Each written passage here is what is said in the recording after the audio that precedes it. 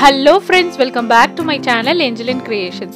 இன்னைக்கு நான் ரொம்பவே ஈஸியான சிம்பிளான கார சட்னி எப்படி செய்யறதுன்னு காட்ட போறேன். இந்த ரெசிபிக்கு வெங்காயம், தக்காளி, வரமிளகா மூணே இன்கிரிடியன்ட்ஸ் தான் தேவை. ஃபர்ஸ்ட் எப்படி செய்யறதுன்னா ஒரு மிக்ஸி ஜார்ல வரமிளகா போட்டு அரைச்சிக்கணும். இது பாத்தீங்கன்னா நான் காரம் கம்மியான நீட்ட மிளகா எடுத்திருக்கேன். அதனால 18 மிளகா போடுறேன். இதே காரம் அதிகமா உள்ளதா இருந்தா நீங்க பார்த்து கம்மி பண்ணி போட்டுக்கோங்க. இதை ஒரு சுத்தி அரைச்ச பிறகு வெங்காயம் இதுல சேர்த்துக்கலாம். வெங்காயம் ஒரு 4 வெங்காயம் மீடியம் சைஸ்ல கட் பண்ணிக்கிறேன். பெரிய வெங்காயம் தான் யூஸ் பண்றேன். இதே ரெசிபியை சின்ன வெங்காயத்திலையும் செய்யலாம். இப்போ இந்த வெங்காயத்தை எல்லாத்தையும் போட்டு நல்லா நைஸா அரைக்கணும்.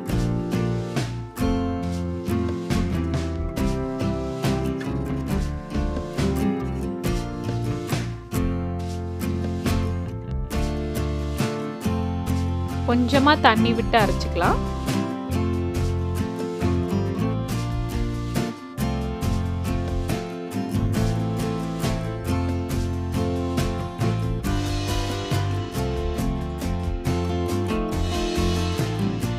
இந்த மிளகாலாம் நல்லா உடைஞ்சி வெங்காயமும் நல்லா நைஸா அரைச்சு எடுத்தாச்சு.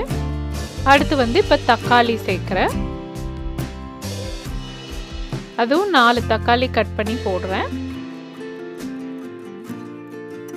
இதையும் நல்லா நைஸா அரைச்சுக்கலாம். நீங்க பெரிய மிக்ஸி ஜார் யூஸ் பண்ணீங்கன்னா எல்லாத்தையும் ஒண்ணா போட்டு அரைச்சிக்கலாம். நான் சின்ன ஜார் யூஸ் பண்றதுனால நான் வெங்காயம் தனியா அப்புறம் தக்காளி தனியா அரைச்சி எல்லாம் ஒண்ணா சேர்ந்து கலந்து வச்சுட்டேன். இப்போ ஒரு பேன்ல எண்ணெய் வச்சுக்கலாம். நல்லெண்ணெய் தான் யூஸ் பண்ணணும். நல்லெண்ணெய் 1/4 கப் ஊத்திருக்கேன்.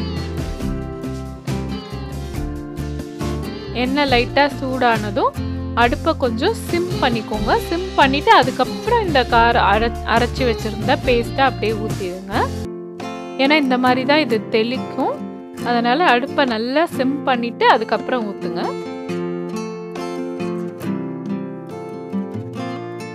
இப்போ 1 ஸ்பூன் உப்பு சேர்த்துடலாம்.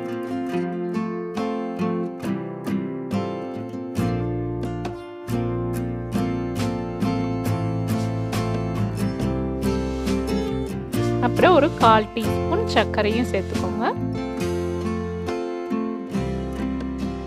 இப்போ இதை நல்லா மிக்ஸ் பண்ணி விட்டுடுங்க. கொஞ்சம் நல்லா கொதிக்கணும்.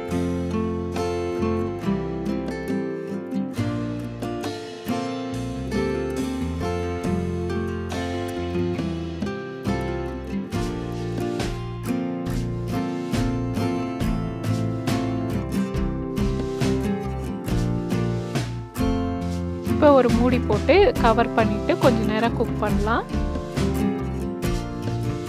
ஓப்பனாகவும் வச்சு குக் பண்ணலாம். ஆனால் நிறைய கொதிக்க போது தெளிச்சுட்டே இருக்கணும். அதனால கொஞ்சம் மூடி போட்டு கொஞ்ச நேரம் ஓப்பன் பண்ணி ஒரு மிக்ஸ் பண்ணிட்டே இருக்கலாம்.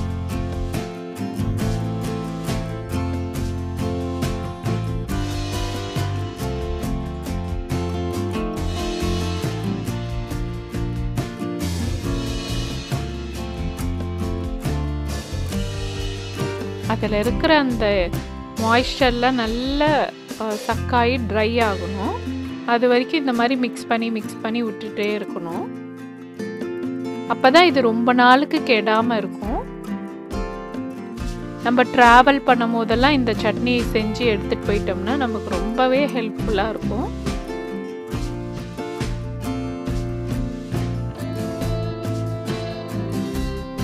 இந்த கார சட்னி பார்த்தீங்கன்னா இட்லி, தோசை, பூரி, சப்பாத்தி எல்லாத்துக்குமே சூட்டபிள் ஆகும்.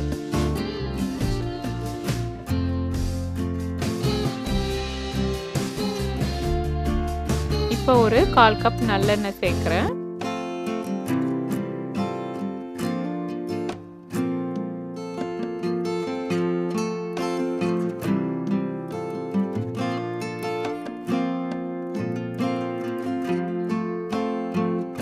இந்த அளவுக்கு ஆயில் சேர்த்துனீங்கன்னா தான் சட்னி கெடாம இருக்கும்.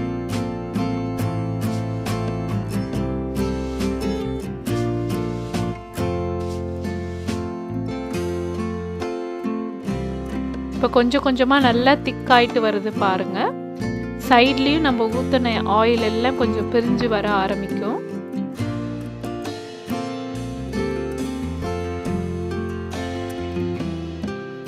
இந்த ஸ்டேஜில் கொஞ்சம் நேரம் ஓப்பன்லேயே வச்சுட்டு அடுப்பை திரும்ப சிம் பண்ணி விட்டுட்டு கிண்டிக்கிட்டே இருக்கணும். ஏன்னா நான் நான்ஸ்டிக்கில் வச்சனால அடி பிடிக்காது. இதே வேறு கடாயில் வச்சா கொஞ்சம் அடி பிடிக்கும். அதனால் கிண்டிக்கிட்டே இருக்கணும் நம்ம கொஞ்சம்.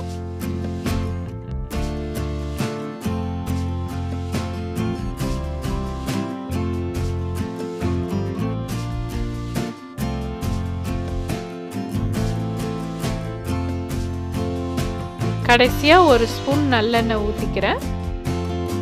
இது வந்து ஒரு ஃப்ளேவர் கொடுக்கும், அதுக்கு தான்.